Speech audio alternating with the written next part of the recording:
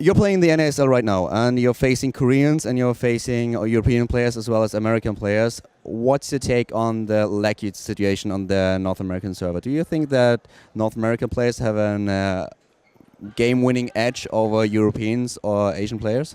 I think they have a small edge, not a game-winning edge, but I don't know how bad is the lag for Koreans, so I can't say how Koreans are affected by this lag. As European, I have to say I didn't really find any game-changing difficulty.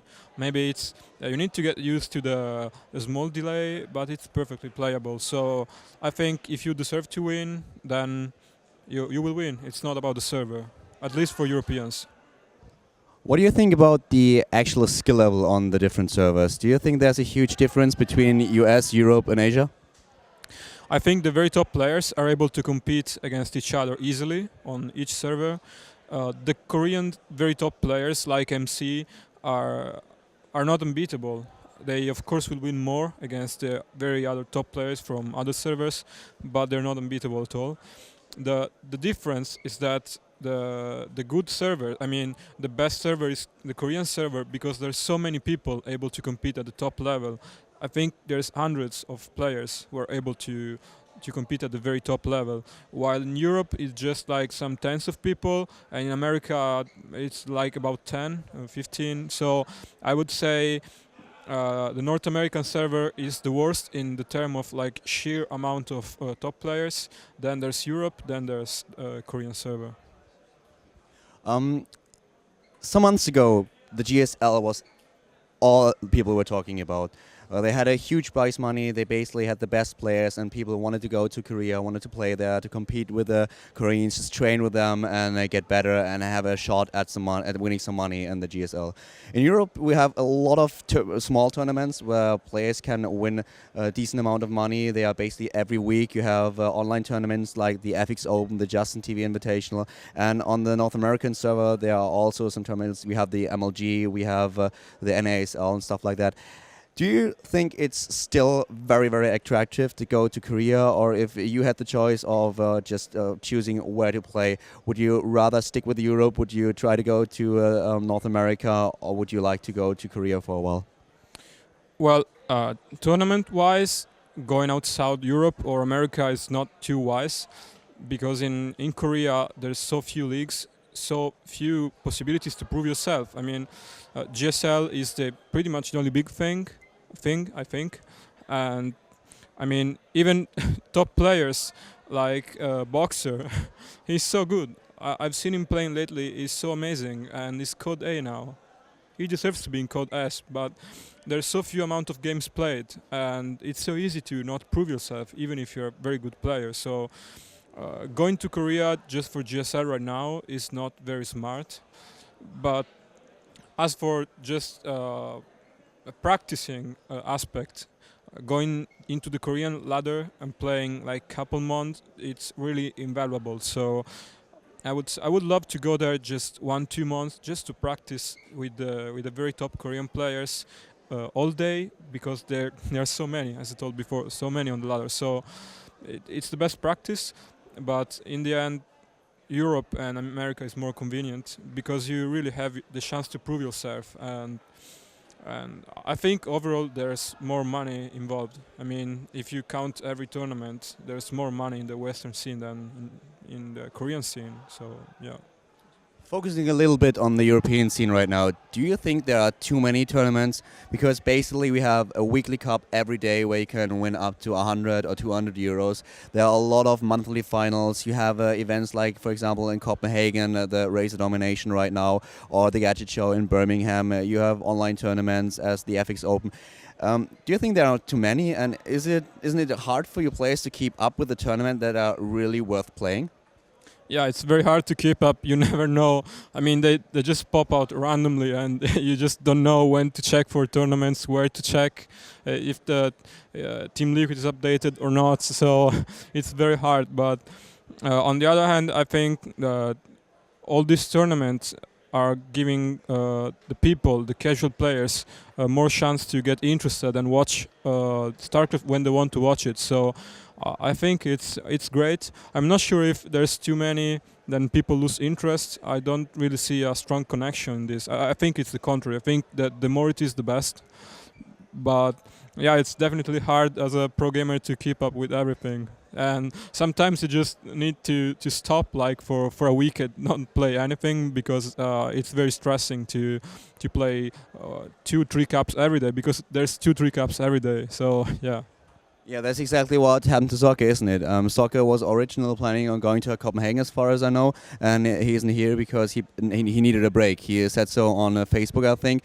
He was just traveling for 2 or 3 weeks right now, participating at a lot of tournaments, and just said, okay, guys, being Easter, I just need some days to relax a little bit.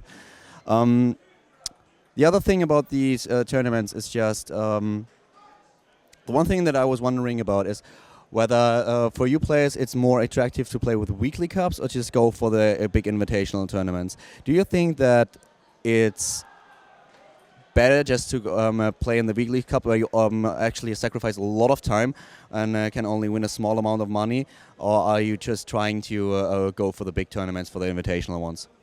Well, actually, for a pro gamer, playing a cup is a huge waste of time, because you're not sure you're going to win. There are still different good players. There's not like every good player even in 200 euros cups, but for a pro gamer it's a huge waste of time, because you have to wait for opponents. You have to play a lot of much worse players in the first rounds of the cup. So yeah, you have to consider that if you want to play a cup, then you have to waste some hours, and most of the times you don't get anything from that. So for a top player, it's just better to go to the invitationals, where you actually play very good players. It's a good practice, and also if you win, it's more prestigious. So yeah, but on the other hand, I mean, for example, this is what I do right now. I mean, I'm just full-time pro gamer, so if I can play a cup, I play it. And I think a lot of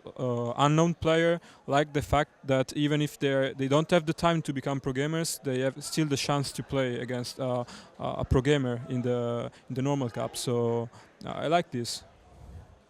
StarCraft 2 is a little bit different to Warcraft 3. What we're experiencing right now is that most of the players in teams are just being sent to solo tournaments, and it's not as much about it as clan was, as it was in Warcraft 3, for example. And when Warcraft 3 was really popular, every team had a manager that was basically taking care of the players. And right now, do you have a manager that's, for example, just telling you when there's a new tournament, that's informing you about what's happening, of events that he could attend to, and just making sure that you don't miss tournaments? Because as you already said, there are so many attractive tournaments for you pro gamers that sometimes you just can't keep up with it. Do you have somebody in your team that's actually doing that? Well, no, actually I have to do it myself. And I don't think most teams have that kind of figure. Actually, I'm not sure any team has that kind of figure, but I don't really know. I think somebody just like working for free, just telling you when to play tournament, is perhaps a bit too much to ask right now. And yeah, it's all about people working, doing a lot of work, a lot of research, and getting pretty much nothing out of it. So it's very, I mean, you can't expect to just find people working for no money or nothing. So yeah, I don't have the figure. I have to see for myself, but that goes for pretty much almost every top player. Right now in NYM, you have a lot of teammates, as for example Mondragon as well. Do you practice with them a lot, or do you guys basically do your own thing? Actually, I used to practice a lot with Mondragon on StarCraft 1, and he made me become as good as I was. I mean, it's not only his, I mean, yeah, it's not he's not the main reason I was a top player, but he helped me a lot. Once I joined the team, he helped me a lot, and now we really want to practice together, but we can't. Our schedule just don't fit. I mean, yeah, when I try to find him, he's busy. When he tries to find him, I'm busy. But yeah, we're trying to make it work somehow, and we're going to practice a lot soon, I hope. So I'm really looking forward to Mondragon because he has so much potential. He's very smart. He's just a natural talent for RTS. So, I mean, everyone who knew him from StarCraft knows how good he is. So, there's nothing else to say. Yeah. Okay, talking a little bit about you, do you think that you get the recognition that you deserve? We've mentioned that on the stream already, and there are a lot of tournaments that you actually won, for example at CBIT, but it was basically overshadowed by the IEM. So I think for you it must be really hard that a lot of people don't seem to know you and don't seem to know how good you are. Well, I guess I think some people overrate me. I think some people don't even know me, and that's bad. I think I'm a top player, but I'm not as good or as winning as other people. So I'm trying my best. I should get more recognition, and some people are really too overrated. I'm not going to throw names, but I think some people Why not? because it's better like this. But yeah, I mean, it's all about fame and how much. I think, for example, if you are all the time on some caster mouth for some reason, or you're really pumped by your team, and your team is very visible, then you're going to get a lot of money out of it, even if you're not the best player around. I could tell you, for example, Kaz. I think Kaz is the best player in Europe by far. Is extremely good, but I'm not even sure he gets a lot of money. He doesn't get a lot of recognition by a lot of people, and he's just better than everyone else. So, as a player, when I see, I mean, with my perspective, the whole thing, it doesn't make sense to me. But yeah, most things are not at the right place in regarding this. Yeah. That must be really frustrating. I mean, a lot of the tournaments that involve a lot of money that are really attractive to you guys are invitational tournaments. And I get the impression that sometimes it's really about skill, inviting the most skilled players, but it's also about just inviting the players that people know. And of course, if there's a really, really famous player and you invite him, make sure that you get a lot of recognition within the community as well.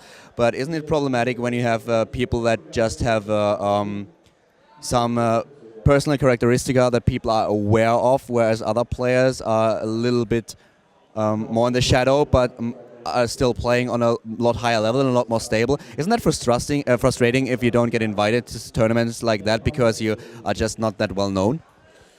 Well, I guess if a tournament invites people who are famous rather than the best players, there's a reason to it. So I think most pro gamers realize that they really need to become a character instead of just practicing and becoming good. So I think the public relations with the fans and everything is even more important than not more important, but is as important as practicing and becoming better. So you have to balance both things, and yeah, there's a lot of players who don't deserve to be invited to tournaments skill-wise, but get into tournaments instead of more deserving players skill-wise. So yeah, it could be frustrating, but it's also understandable. So everyone is trying to look nice to the public. That's pretty much it. Yeah. Talking about getting a fan base and just interacting with your fans, a lot of players stream the ladder games. Is that something you would do? I would love to do that. I started streaming when I started StarCraft 2. I streamed at Take House, and it was very funny, very interesting to do.